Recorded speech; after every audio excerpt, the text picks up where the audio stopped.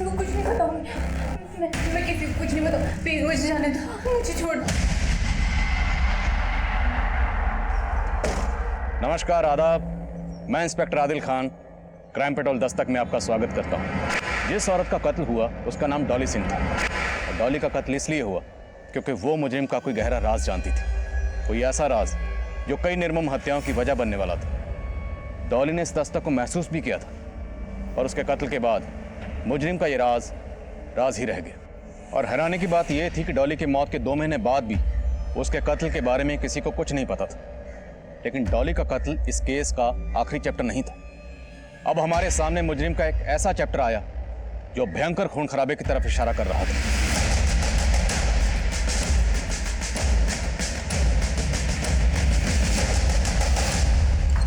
Sir, उस area से जुड़े जितने भी संदिग्ध थे उन सबको राउंड अप करना शुरू कर दिया है। जल्दी में इन्फॉर्मेशन मिल जाएगी कि किसने ये सब। अभी एक कॉल आया मुझे। कॉलर से टिप मिली है कि अधिराज की जीवन शांति संस्था ने एक बहुत बड़े खून खराबे की प्लानिंग की है और हथियार एक घर में छिपाए गए हैं।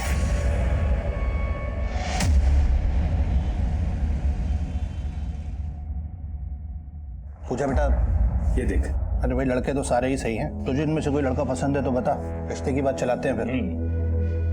पापा, सच बोलूं तो मुझे इनमें से कोई भी लड़का पसंद नहीं। मैं बस इतना चाहती हूँ कि मेरा हस्बैंड एक गवर्नमेंट ऑफिशियल, स्टेबल जॉब और सिक्योर्ड फ्यूचर। That's it. शादी में बहुत दहेज देना पड़ेगा। हाँ, इसका भाई तो कुछ करता नहीं, सब माँ बाप को ही तो देना पड़ेगा। अरे माँ तुम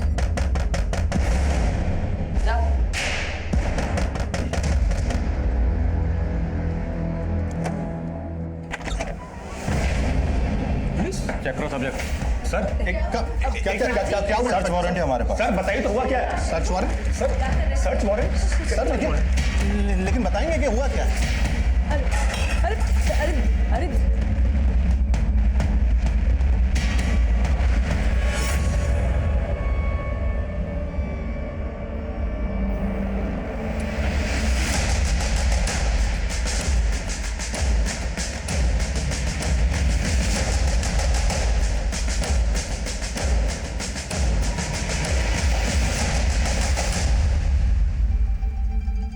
हमारी समझ में कुछ नहीं आ रहा है कि वो हथियार यहाँ कैसे आए।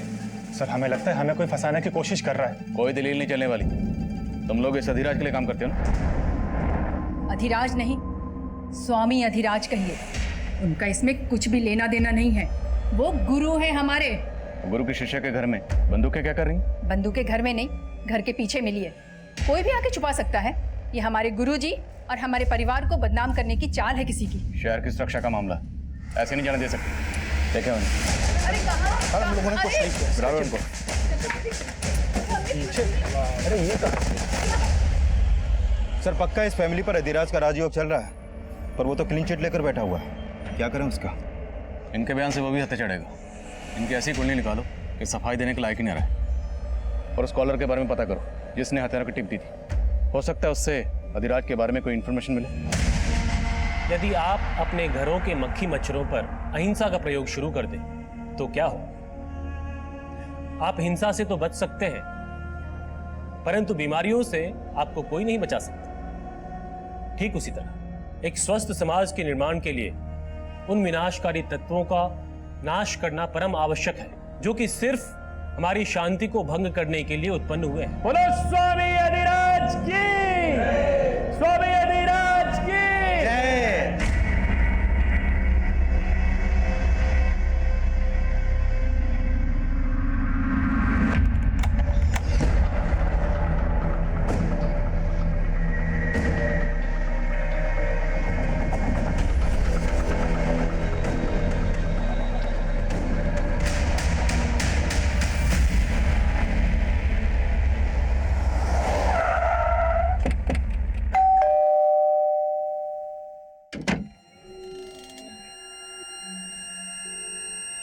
हमें रमेश शुक्ला से मिलना। जी सर, बोलिए। मैं रमेश शुक्ला हूँ। रमेश जी, आपने जो फ़ोन करके हमें इन्फॉर्मेशन दी उसके लिए thank you very much. 1 minute sir, मैंने आपको कॉल किया? हाँ, आपने तो कॉल किया था मुझे। अच्छा ये बताइए कि आपको अधिराज की फॉलोअर फैमिली के घर में पिस्तौल्स होने की इन्फॉर्मेशन कहाँ से मिली थी? सर ये क्या बोल रहे हैं आप लोग, मेरी समझ में कुछ नहीं आ रहा है। और मैंने आपको कोई कॉल नहीं किया था। लेकिन मुझे जिस नंबर से कॉल आया वो आपके ही नाम पर इसी एड्रेस पर रजिस्टर्ड है। ये देखिए। सर ये एड्रेस तो मेरा है सर, लेकिन ये नंबर तो मेरा है ही नहीं। लेकिन रमेश जी 15 दिन पहले ये नंबर आप ही के डॉक्यूमेंट से खरीदा गया। आप इस्तेमाल नहीं कर रहे तो कौन कर सकता है?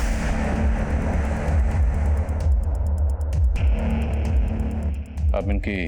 मैं इनकी वाइफ कीर्ति शुक्ला। कीर्ति जी, आप जानते हैं इस नंबर के बारे में? नहीं सर, मुझे इस नंबर के बारे में कुछ नहीं पता। सर हो सकता है ये लोग अधिराज के डर से कुछ ना बोल रहे हो। यादव, ये नंबर 15 दिन पहले खरीदा गया। उसे सिर्फ एक कॉल किया गया और तुम्हें, उसके बाद से ये नंबर बंद है। मामला कुछ और है। तिवारी परिवार के खिलाफ कुछ मिला? सर मैंने चेक किया लेकिन अभी तक कुछ खास नहीं मिला है। और हाँ सर, तिवारी परिवार में वो माता जी निर्मला तिवारी, सिर्फ उनका ही अधिराज के आश्रम में आना जाना है और वो भी मोबाइल यूज नहीं करती हैं। तो घर के पिछले हिस्से में हथियार हैं, ये सिर्फ निर्मला देवी को पता होगा या पूरे परिवार को? या कहीं ऐसा तो नहीं कोई वाकई उन्हें फंसाने की कोशिश कर रहा है? और ये रमेश और उसकी बीवी कुछ ठीक नहीं लग रहे, इनके बारे में पता करो। हो सकता है कुछ छुपा रहे हैं। सबूतों के अभाव में तिवारी परिवार को जमानत मिल गई, पर हमें लग रहा था कि तिवारी परिवार सिर्फ मोहरा था। असली गुनहगार अधिराज, जिस पर पहले भी हिंसा भड़काने के आरोप लग चुके थे। और अधिराज एक सफेद पोस्ट मुजरिम था, इसलिए बिना किसी पुख्ता सबूत के हम उसके गिरेबान में हाथ नहीं डाल सकते थे। और मामला नेशनल सिक्योरिटी का था। हम इस केस की कड़ियां जोड़ ही रहे थे कि हमारे सामने एक मर्डर केस आया।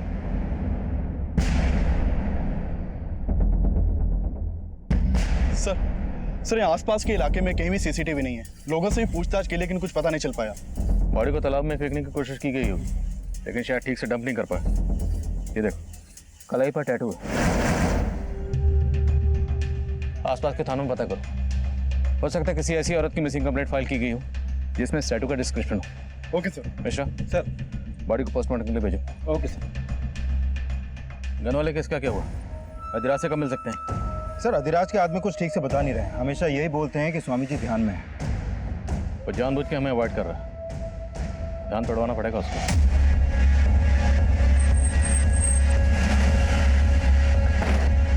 कहिए। अधिराज से मिलना। स्वामी जी भोजन ग्रह कर रहे हैं, अभी किसी से मिल सकते हैं। अरे मैंने आपसे कहा स्वामी जी भोजन ग्रह कर रहे हैं। अरे मैंने आपको कहा स्वामी जी भोजन ग्रह कर रहे हैं। देखिए, आने दो। आइए बैठिए, इनके लिए भी भोजन लगाइए। हम यहाँ खाना खाने नहीं आए, तेरी खुराक जानने आए। सुना तुम्हारी संस्था के लिए हथियार बन रहे हैं? हम तो शुरू से ही असामाजिक तत्वों के निशाने पे हैं। यदि उनका बस चले तो हमारे आश्रम में भी 2-4 बम गिरा दें। बातों के दिखाते हो तुम लोग। तुम्हारी शिष्या निर्मला तिवारी के घर पर 5 पिस्तौल मिले, बाकी असला बारूद कहाँ छुपा रखा? निर्मला देवी हमारी शिष्या है, इसलिए हम दावे के साथ कह सकते हैं कि उनका इन हथियारों से कोई लेना देना नहीं है, और ना ही हमारी संस्था की किसी भी सदस्य का। यह अवश्य हमारे शत्रुओं की चाल है, एक षड्यंत्र है। हिंसा भड़काने के आरोप पहले भी लग चुके हैं तुम। बस, हमारी मुलाकात पूर्ण हो गई। अब आप सब लोग जा सकते हैं। और ध्यान रहे इंस्पेक्टर, अगली बार जब आप आए तो अपने साथ अनुमति लेके आइएगा, वरना आप तो जानते ही हैं हमारे भक्तजन क्या क्या कर सकते हैं। हम तो जानते हैं कि तुम्हारे भक्तजन क्या क्या कर सकते हैं, लेकिन शायद तुम नहीं जानते कि हम क्या कर सकते हैं। अब आप कहाँ जा रही हैं? गुरुजी से मिलने। बात तुम्हारे आगे तो हाथ जोड़ रहे हैं। इतना सब कुछ हो गया घर में, लेकिन गुरुजी गुरुजी ने हमेशा हमारा भला चाहा है और आगे भी हमारी नैया वही पार लगाएंगे। माँ जी नैया डूब रही है, अब तो स्वामी जी की पतवार छोड़ दो।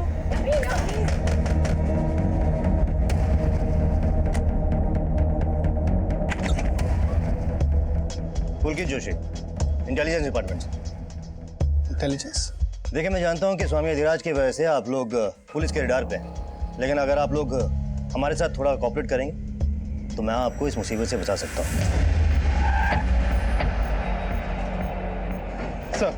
सर जिस औरत की लाश हमें तालाब के पास मिली थी, कानपुर के किसी भी थाने में उसकी मिसिंग कंप्लेंट फाइल नहीं हुई है। कानपुर के बाहर पता करो। Okay sir. सर मैंने रमेश शुक्ला और कीर्ति शुक्ला इन दोनों के कॉल रिकॉर्ड चेक किए। सर, इस कीर्ति शुक्ला का निर्मला तिवारी के पोते सुदीप से अफेयर का इंडिकेशन मिला है।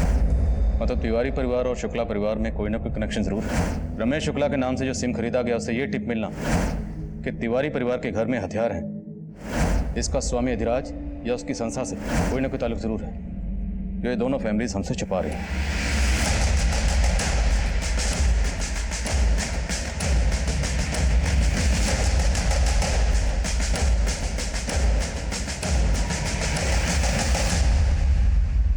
अगर आप लोग बोलेंगे, क्या आप लोगों में से किसी को भी उन पिस्टल्स के बारे में कोई जानकारी नहीं?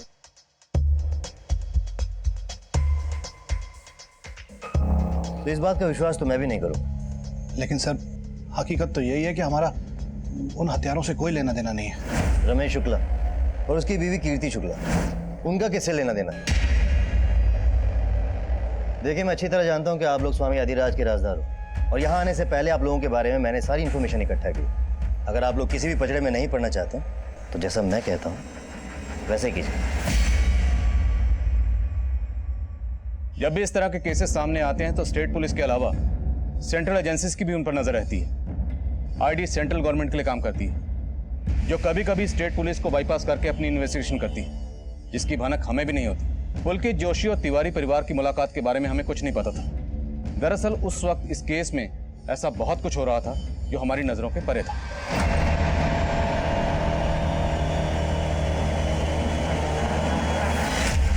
हाँ, मैं सुप्रिया का ब्रेन वॉश करने की कोशिश कर रही हूँ, पर फिलहाल सिचुएशन ऐसी है कि हमें सब्र करना ही होगा।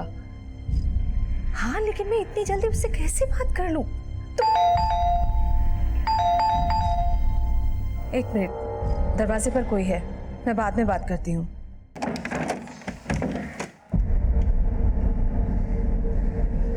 कहाँ थी तू? सुप्रिया, कितनी देर से फोन लगा रही थी तुझे? फोन क्यों नहीं उठा रही थी मेरा? सुप्रिया, तुझे पता है ना कितनी फिक्र होती है तेरी मुझे। आपको मेरी फिक्र कब से होने लगी? आपका तो सारा टेंशन कहीं और ही है। सुप्रिया देख, प्लीज मुझे ना बच्चे की तरह बहलाना बंद कीजिए। आप जो कर रहे हो वो गलत है और मैं आपको बिल्कुल नहीं सपोर्ट करने वाली।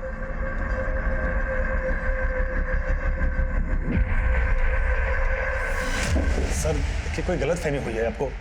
सर देखिए, हम मानते हैं कि कीर्ति से हमारी फोन पर बातचीत होती थी, लेकिन पहले हमको आइडिया नहीं था कि वो इस हद तक जा सकती है। अब तो हमको पक्का यकीन हो रहा है कि ये सब उसी की करतूत है।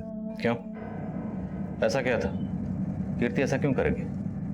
सर, कीर्ति से हमारा कांटेक्ट एक सोशल नेटवर्किंग साइट पे हुआ था। वो अपनी लाइफ से बहुत ही डिप्रेस्ड थी।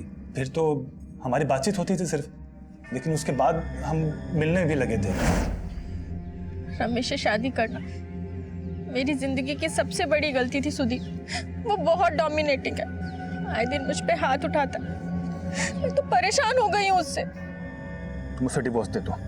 देखो, मैं तुमसे शादी करने के लिए तैयार हूँ, अगर तुम हाँ कहो तो। सर, मैंने सोचा भी नहीं था कि वो मेरा प्रपोजल ठुकरा देगी। उसका तो इंटेंशन सिर्फ फिजिकल रिलेशन बनाने में था, इसीलिए मैं उसको अवॉइड करना शुरू कर दिया। लेकिन उसे तो ये भी बर्दाश्त नहीं हुआ। सुदीप, तुम मुझे अवॉइड करके बहुत बड़ी गलती कर रहे हो। गलती तुम्हारे करीब आकर की थी मैंने, लेकिन अब सब खत्म हो चुका है। आइंदा मेरा रास्ता रोकने की कोशिश मत करना। तुमने मुझे समझ क्या रखा है सुदीप? अब देखो मैं तुम्हारा क्या करती हूँ। सर, जरूर उस कीर्ति ने ही हमारे घर में हथियार छुपवा करके ये पुलिस केस में हम सबको फंसा करके हमसे बदला लिया है। किसने क्या किया वो हम देख लेंगे। तुम ये बताओ, तुम्हारे और कीर्ति के अफेयर के बारे में कीर्ति के हस्बैंड को पता था? नहीं सर, मुझे कोई आइडिया नहीं है कि कीर्ति का किसी के साथ अफेयर था। तुम्हें तो ये भी आइडिया नहीं कि तुमने अपने ही नंबर से फ़ोन करके मुझे टिप दी थी। सुदीप और उसकी फैमिली को फंसाकर अपना बदला लेना चाहते थे। सर, मैं आपको पहले भी बोल चुका हूँ कि मैं उस नंबर के बारे में कुछ नहीं जानता। और वो हथियार जो सुदीप के घर में छिपाए गए उसके बारे में भी कुछ नहीं मालूम? नहीं सर, मेरा इन सब से कोई लेना देना नहीं है। तो फिर किसका लेना देना है? तुम्हारी बीवी का? नहीं सर, मुझे उस नंबर के बारे में कुछ नहीं पता। तुम्हारे पति के डॉक्यूमेंट्स तुम्हारे अलावा और किसके हाथ लग सकते हैं? अब या तो तुम कुछ छुपा रही हो या तुम्हारा पति। तुम्हारा पति जानता है ना तुम्हारे और सुदीप के अफेयर के बारे में? नहीं सर, रमेश को कुछ नहीं पता। और रही बात सुदीप की, तो वो भी कोई दूध का धुला नहीं है। वो मुझसे शादी सिर्फ इसलिए करना चाहता था क्योंकि उसकी पूरी नज़र मेरी जायदाद पर थी। वो मुझसे शादी करके अपनी बहन के लिए दहेज का बंदोबस्त कर रहा था। सर ये रमेश भी अपनी बीवी के लवर से बदला लेने के लिए उसको फंसवा सकता है, और ये भी हो सकता है कि कीर्ति वाकई में सुदीप के लिए ऑब्सेस्ड हो, पर सुदीप ने उसे घास नहीं डाली इसलिए उसने बदला लेने के लिए सोचा। हो सकता है सुदीप ऑब्सेस्ड हो, कीर्ति ने उसकी इंटेंशन भाप ली हो, और ये सुदीप कीर्ति को धमका रहा हो। स्वामी अधिराज की संस्था से हथियार जुटाना उसके लिए मुश्किल नहीं है। लेकिन सर अगर ऐसा है तो रमेश इस बात से इनकार क्यों करेगा कि उसकी आईडी से लिए गए नंबर से उसने फोन करके कोई टिप नहीं थी? तो मतलब कोई चौथा है जिसका गेम इन दोनों फैमिलीज को फंसाना है।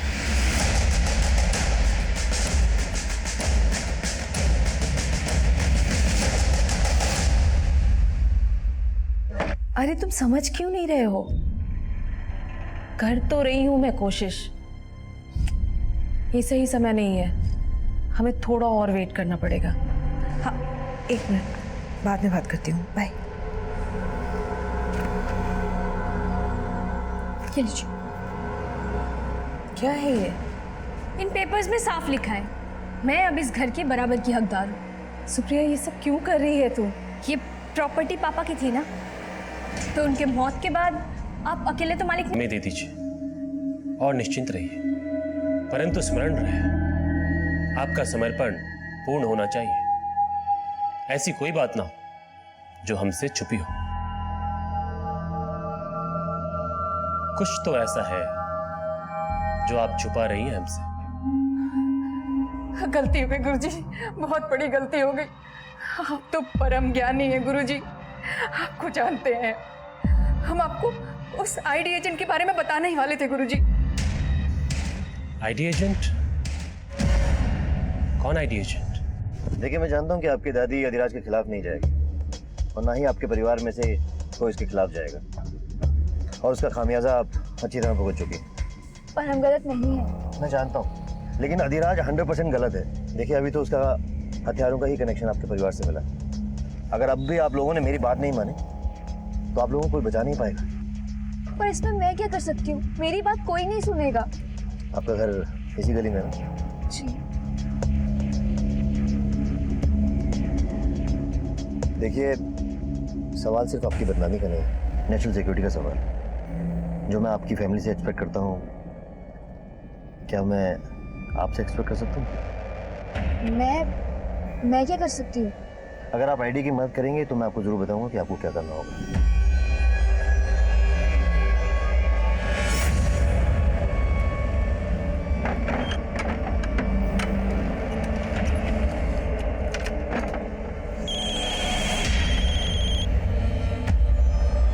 हेलो? नहीं तुम यहाँ मत आओ, मैं ही आती हूँ।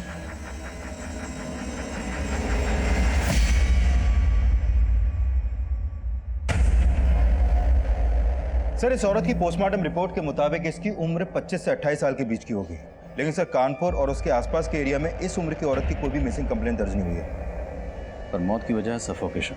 यस सर, और इस औरत की बॉडी पर कोई भी एक्सटर्नल इंजरी के साइन नहीं मिले हैं। इसकी मौत दम घुटने से ही हुई है। और हाँ सर, एक बात और, इस रिपोर्ट के मुताबिक ये औरत 1 महीना प्रेग्नेंट थी। प्रेग्नेंट? तो हो सकता है इस औरत की मौत के पीछे इसके पति या किसी जान पहचान वाले का हाथ, इसलिए इसकी मिसिंग कंप्लेंट फाइल नहीं की गई। पॉसिबल है सर। अब इसके हाथ पर ये जो टैटू है यही इसकी शिनाख्त का जरिया बनेगा। देखते हैं।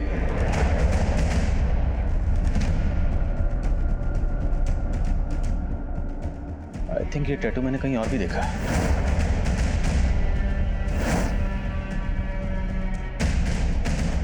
यस, कीर्ति शुक्ला की कलाई पर बिल्कुल ऐसे टैटू है।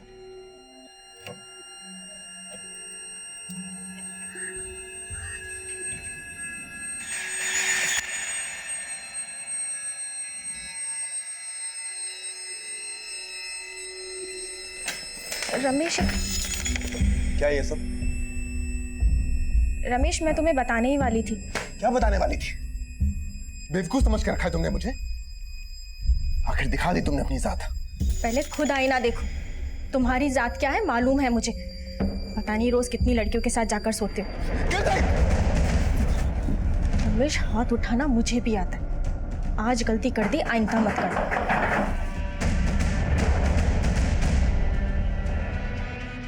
दरअसल ये लाश हमें एक तालाब के पास मिली। आप पहचानती हैं इसे?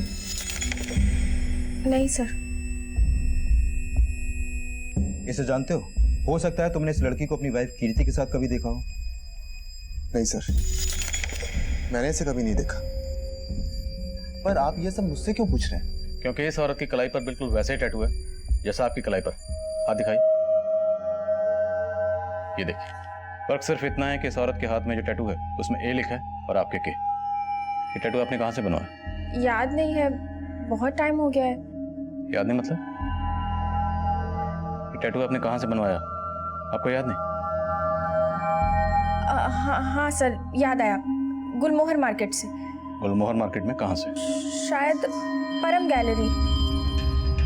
पता करो, शायद इस औरत ने भी वहीं से टैटू बनवाया हो जहाँ से कीर्ति ने बनवाया। और इस कीर्ति के कॉल रिकॉर्ड्स एक बार फिर से स्टडी करो। हो सकता है कीर्ति इस औरत को जानती हो और हमसे छुपा रही। Okay sir.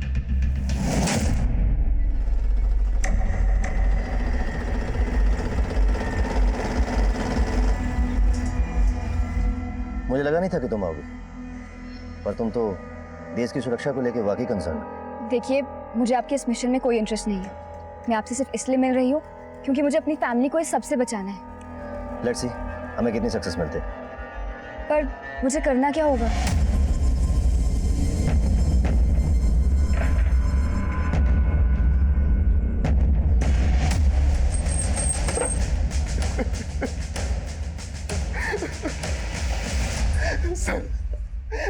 सर, जब मैं घर आया तो दरवाजा लॉक था। मुझे लगा कि कीर्ति कहीं बाहर गई होगी। तब मैंने अपनी चाबी से दरवाजा खोला तो देखा कि कीर्ति अंदर।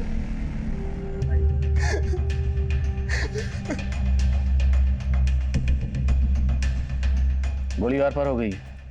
पॉइंट ब्लैंक रेंज से शूट किया गया। तेरे लॉक तो एकदम ठीक है। मतलब घर में फोर्स्ड एंट्री का कोई निशान नहीं, लेकिन रमेश कह रहा था जब वो बाहर से आया तो ये लॉक बंद था। सर, रमेश ने बताया कि ये चाबी कीर्ति की है जो घर से मिली, और ये चाबी रमेश की। कहीं रमेश दो चाबियों की कहानी तो नहीं बना रहा? नहीं सर, मैं झूठ नहीं बोल रहा। तो तुम्हारे और कीर्ति के अलावा ऐसा कौन हो सकता है जिसके पास तुम्हारे घर की चाबी होगी? क्योंकि घर में कोई जबरदस्ती नहीं घुसा, बाकायदा ताला खोल के घुसा। सर, आपको तो पता ही है कि कीर्ति का सुदीप के साथ। सर, हो सकता है कि कीर्ति ने शायद सुदीप को घर की दूसरी चाबी दे रखी हो। सर, जाहिर है कि ये सुदीप पे शक जताएगा, और घर के आसपास कोई सीसीटीवी भी नहीं है। लेकिन मैं खबरियों से पता करवाता हूँ कि मर्डर के वक्त ये दोनों कहाँ थे। एक हफ्ता पहले जिस औरत की लाश मिली थी उसकी कलाई पर ठीक वैसे टैटू था जैसा कीर्ति की कलाई पर था। पर अभी तक ना उस औरत की शिनाख्त हो पाई है और ना ही ये पता चल पाया कि वो टैटू कहाँ से बनवाया गया था। पर हो ना हो, उस औरत और कीर्ति दोनों के कत्ल के पीछे कोई ना कोई कॉमन कनेक्शन जरूर है।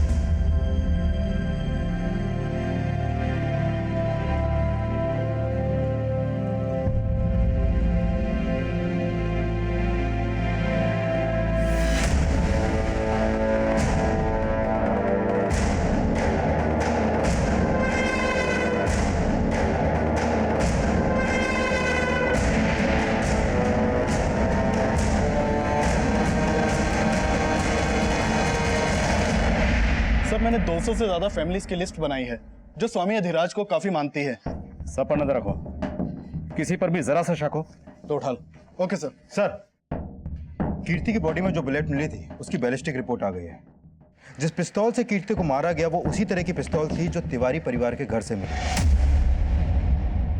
हमें क्या लेना देना उस औरत से? अरे ऐसी औरत का तो मर जाना ही अच्छा था। हाँ, लेकिन अब कीर्ति की मौत के बाद पुलिस फिर से हमारा जीना आराम कर देगी, उसका क्या? हमारा जीना क्यों हराम करेगी? आखिर हमने क्या किया है? हेलो, तुम्हारे भाई को पुलिस ने अरेस्ट कर लिया ना, लेकिन तुम तो कह रही थी कि तुम्हारी पूरी फैमिली इनोसेंट है। ये आप क्या कह रहे हैं सर? मेरा भाई घर पे ही है, अरेस्ट नहीं हुआ है।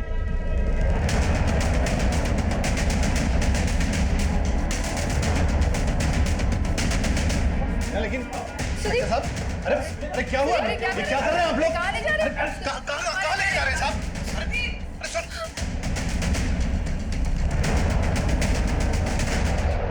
सर देखिए, कोई गलत फहमी हुई है सर। हम शरीफ लोग हैं सर। आप बिना वजह उठा के लाए सर। देखिए, कीर्ति की मौत उसी तरह की पिस्तौल से हुई जो तुम्हारे घर से बरामद हुई। उसको तुमने नहीं मारा तो किसने मारा? सर मुझे क्या पता होगा उसको किसने मारा है। आप लोग मुझे इस तरह से परेशान नहीं कर सकते। तेरी परेशानियां और बढ़ेंगी अगर सच नहीं बोलेगा। बोलो, वो बंदूकें तुझे स्वामी के लोगों ने दी थी? सर हम आपको पहले ही बता चुके हैं कि उन बंदूकों से मैं क्या, मेरा पूरा परिवार अनजान था सर। गुरुजी, हमारे पोते सुदीप को बचा लीजिए गुरुजी, हम तो कुछ भी कर सकते हैं।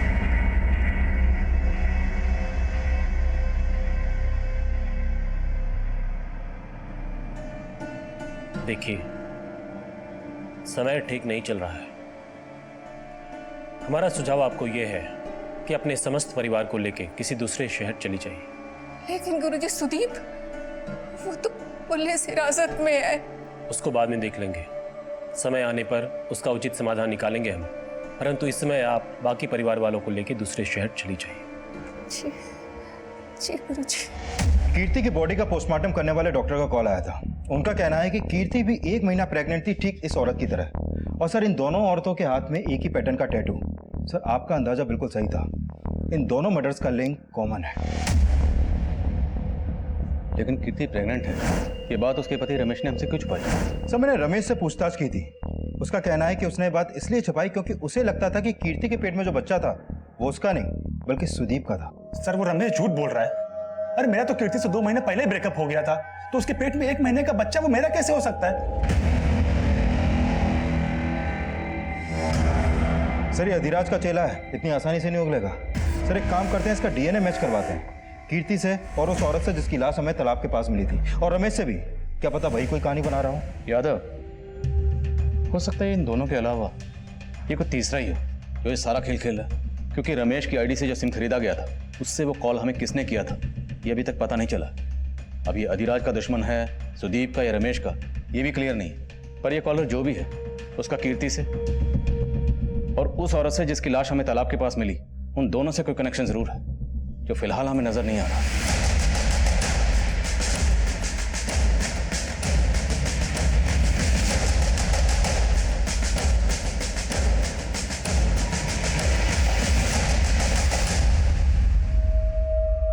संभाल के लेके जाना और ऐसी जगह छुपाना कि किसी को भनक न लगे।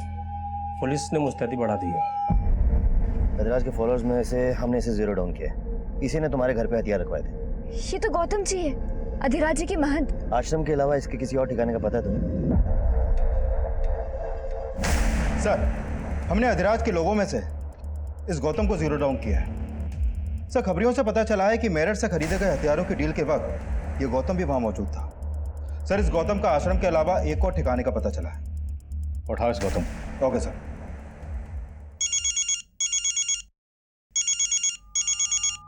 हाँ पांडे,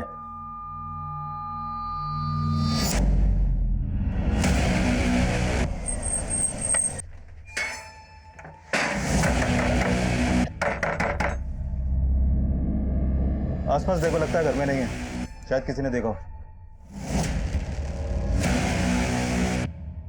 पुलिस कस्टडी में और हम दिल्ली जा रहे हैं। ये हम ठीक नहीं कर रहे।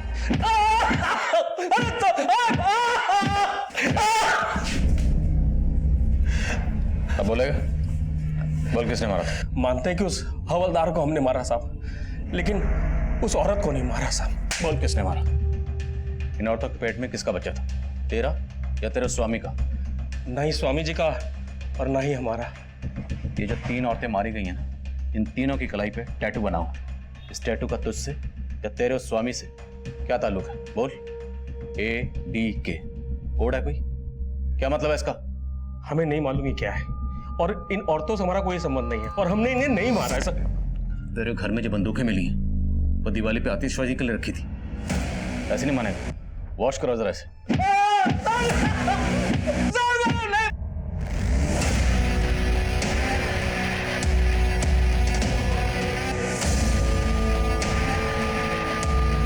तेरे गौतम बहुत मोटी चमड़ी का है, बहुत तोड़ा फिर भी कुछ नहीं उगल रहा है। फिर एक काम करें, इसके स्वामी अधिराज को उठाएं। नहीं यादव, इस अधिराज को बिना पुख्ता सबूत के उठाना ठीक नहीं होगा। इसके फॉलोअर हंगामा करेंगे। सही वक्त का इंतजार। सर, वर्षा के घर पे जो मोबाइल मिला था उसे ऑन किया। वर्षा के नंबर से आखिरी कॉल विक्रांत नाम के आदमी को किया गया था। सर, इस वर्षा और विक्रांत के बीच में काफी लंबी बातें होती थी, लेकिन अभी विक्रांत का नंबर बंद है।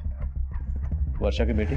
तो वर्षा की बेटी सुप्रिया का नंबर भी फोन में सेव था। उसे फोन किया तो उसने बताया कि वो जयपुर में है और वो यहाँ आ रही है। वर्षा ने जिसे लास्ट कॉल किया, क्या नाम बताया? सर विक्रांत।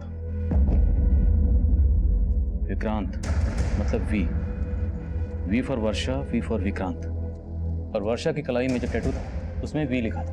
आपका मतलब इन टैटू वाली औरतों की कलाई पे लिखा ये अल्फाबेट इनके नाम से नहीं बल्कि इनसे जुड़े दूसरे लोगों के हैं, जिनके नाम भी इन्हीं के नाम के पहले अक्षर से शुरू होते हैं। यादव, कहानी कुछ भी हो सकती है। इस कीर्ति के फोन में जितने भी नाम के से सेव्ड है, सबकी लिस्ट बनाओ, सबके बारे में पता करो और ये भी पता करो कि ये विक्रांत का फोन कौन से एड्रेस पर रजिस्टर्ड है। सर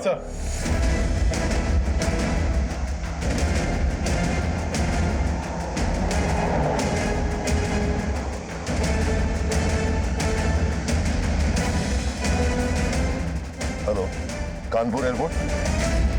सर कीर्ति के मोबाइल में 2-3 नंबर ऐसे हैं जो के से शुरू होते हैं, लेकिन कीर्ति की इन लोगों से उतनी बातें नहीं होती थी जितनी वर्षा की विक्रांत से होती थी। सर, वर्षा जिस नंबर पर कॉल करती थी वो नंबर विक्रांत का है ही नहीं।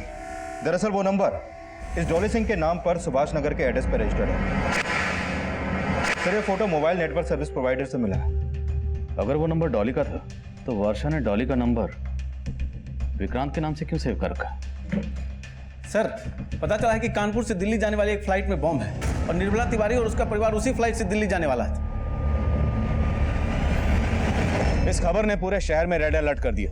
हमने तुरंत एयरपोर्ट पुलिस को इन्फॉर्म किया कि जिस फ्लाइट में बॉम्ब होने की खबर है उसमें हमारी सस्पेक्ट तिवारी फैमिली ट्रैवल कर रही है। एयरपोर्ट पुलिस ने तिवारी फैमिली से पूछताछ की, लेकिन उनके लगेज में कुछ भी सस्पिशियस नहीं मिला और ना ही फ्लाइट में बॉम्ब था। फ्लाइट कैंसिल हो गई और तिवारी परिवार को रिलीज कर दिया गया। लेकिन हम अभी ये जानना चाह रहे थे कि तिवारी परिवार ने अचानक दिल्ली जाने का प्लान क्यों बनाया? क्या गौतम जी को आपने हथियारों के साथ पकड़ा? हथियार तो आपके यहाँ से भी मिले थे, फिर हैरान होने का इतना नाटक क्यों कर रही हैं? नाटक नहीं कर रहे थे साहब। गौतम जी को हम गुरुजी की तरह ही मानते थे और हमको कुछ नहीं पता है। जरूर कोई गलतफहमी है साहब। और सुदीप भी बेकसूर है, उसको छोड़ दीजिए। तो सुदीप के अंदर होते ही दिल्ली क्यों भाग रहे थे? भाग नहीं रहे थे साहब, वो तो गुरुजी ने कहा था इसीलिए जा रहे थे। पूजा ने कहा था मत जाओ, लेकिन पूजा का सर, वो एयरपोर्ट में पूछताछ हुई थी ना हम लोगों से, वो पहले फ्री हो गई तो पहले निकल गई थी, पर अभी तक घर नहीं आई सर। घर नहीं मत। हाँ यादव, बोलो। सर, सुभाष नगर थाने से पता चला है कि डॉली सिंह की मौत तो 2 महीने पहले ही हो चुकी है। सर, 2 महीने पहले डॉली की लाश उसके घर के बाथटब में ही मिली थी और इसकी कलाई पर भी सेम इसी पैटर्न का टैटू था। डॉली सिंह और कलाई पे डी का टैटू। इसकी जिंदगी में डी वाला कोई है? इसका पति दीपक। और सर, डॉली के इस केस को सुभाष नगर पुलिस मर्डर मान के इन्वेस्टिगेट कर रही थी और उस वक्त उन्हें बाथटब के पास शराब भी मिली थी और डॉली के पति ने डॉली की मौत की खबर पुलिस को दी थी। और सर, डॉली के पति का कहना था कि डॉली को बाथटब में बैठकर शराब पीने की आदत थी। सर, इसकी बॉडी में अल्कोहल भी पाया गया था, इसलिए इस केस को एक्सीडेंटल मानकर बंद कर दिया गया। इस डॉली का पति दीपक, वो इस वक्त कहाँ? सर, वो डॉली के मौत के बाद ही डॉली का फ्लैट बेचकर कहीं चला गया। तो हो सकता है ये डॉली का दीपक जो है वही वर्षा का विक्रांत बनकर वर्षा से बात कर रहा हूँ डॉली के नंबर से। इस दीपक की फोटो है? हाँ सर, नेक्स्ट पेज पर ही है।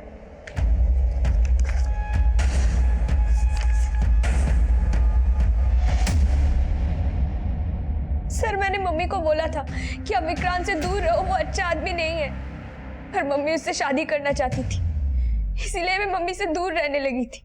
कि यही है Vikrant?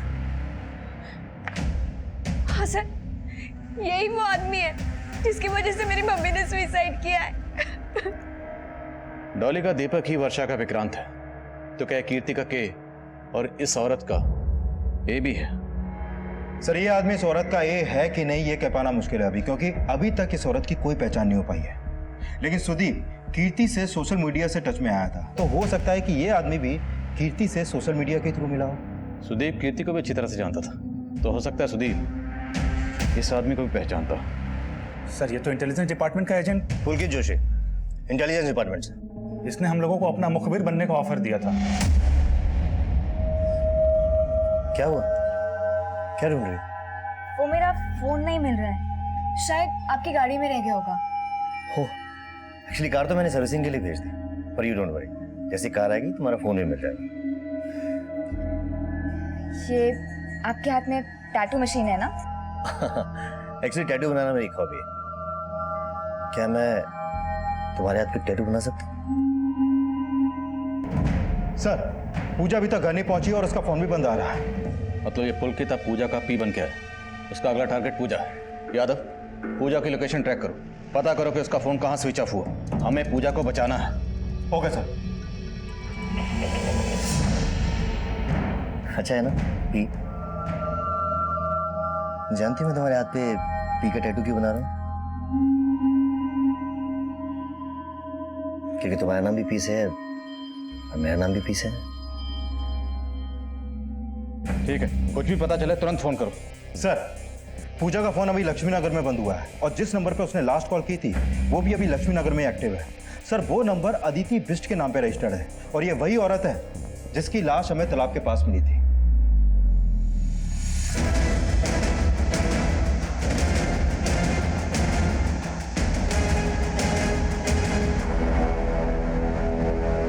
It means you love me.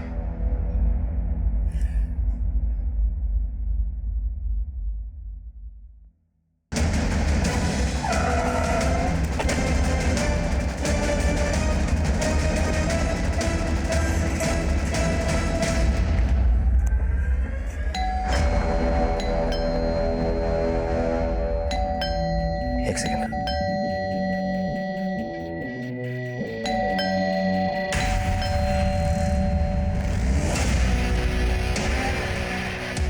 Vijay, gun लीजिए, गन लीजिए।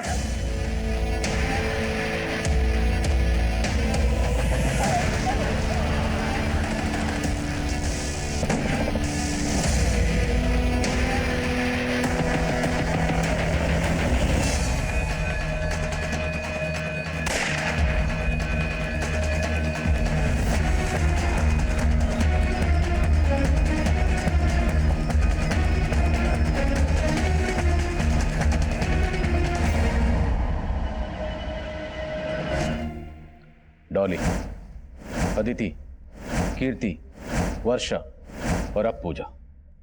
और कितनी लड़कियों की जिंदगी बर्बाद की तूने? 4 और, लेकिन मैं मारा नहीं था, मैंने छोड़ दिया था। और डॉली को उनके बारे में पता चल गया था। वो मुझे अंदर करवाना चाहती थी, इसलिए मैंने उसे ऊपर पहुंचा दिया। फिर डॉली के घर पे कब्जा करके उसे बेच दिया। अदिति को भी इसी मकसद से मारा? अदिति का तो अमन था,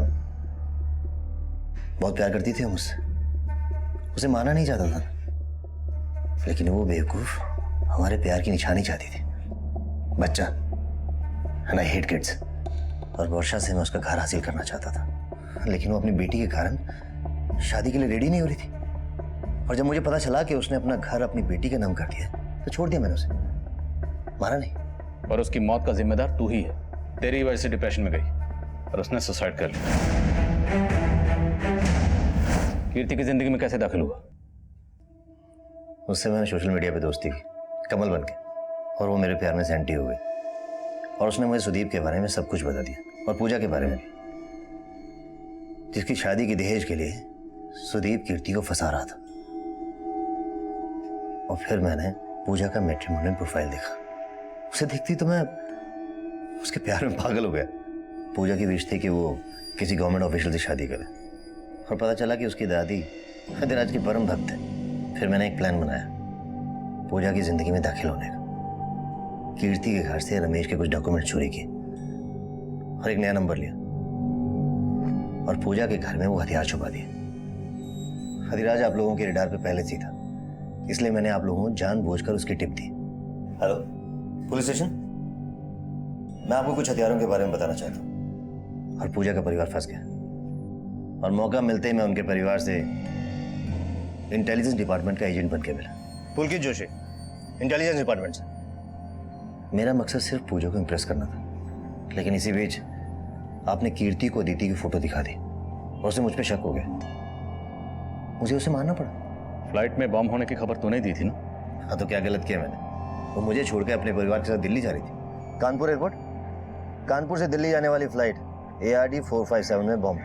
अब पूजा का अंजाम भी वही होता जो बाकियों का हुआ। ये तो किस्मत अच्छी थी उसकी। बच गए। अब सलाखों के पीछे जाएगा ना तो जिंदगी के लिए तरसेगा और एंड में तुझे मिलेगी फांसी।